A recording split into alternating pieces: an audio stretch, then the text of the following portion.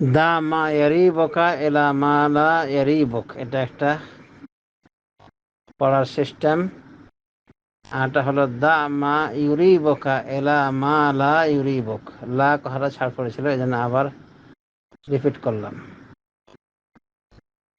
তো এটা একটা বিরাট কায়দা যে আপনাকে যে জিনিস সন্দেহ ফেলবে সেই জিনিসটা আপনি পরিত্যাগ করে নিঃসন্দেহের দিকে এগিয়ে যাবেন, সন্দেহাত্মক জিনিসকে পরিত্যাগ করবেন। রাসূলুল্লাহ সাল্লাল্লাহু আলাইহি ওয়াসাল্লাম বলেছেন, আল হালাল বাইয়িন, ইন্নাল হালাল বাইয়িনুন ওয়া ইন্নাল হারামা বাইয়িনুন ওয়া বাইনাহুমা উমুরুল মুশতাবিহাত।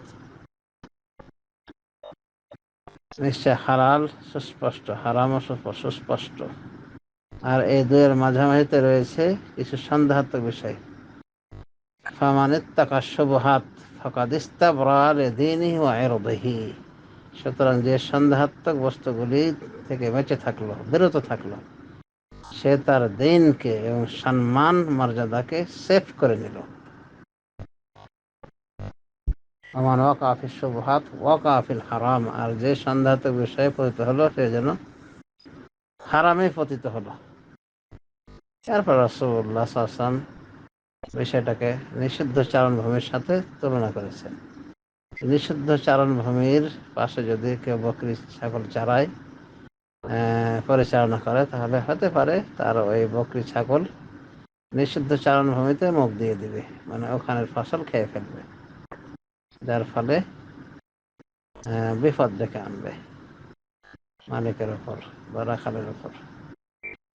এরকম সন্দেহাত্মক বিষয়গুলো হলো এরকম, এটা যেন বর্ডার, হারামের বর্ডার, মানে এগুলোতে যে ঢুকে পড়বে সে হারামের ভেতরে ঢুকে পড়বে।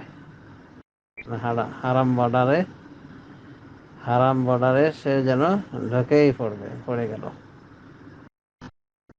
অতএব সন্দেহাত্মক বিষয়ের ক্ষেত্রে এটাই হলো মূলনীতি, যে সন্দেহ বিষয় খালি বলি, সন্দেহ ছেড়ে দিয়ে নিঃসন্দেহের দিকে ফিরে যেতে হবে, এটাই হলো করণীয় কর্তব্য। আল্লাহ তাআলা আলাম, ওয়া সাল্লাল্লাহু আলা নবিয়িনা মুহাম্মদ ওয়া আলা আলিহি ওয়া সাহবিহি আজমাইন।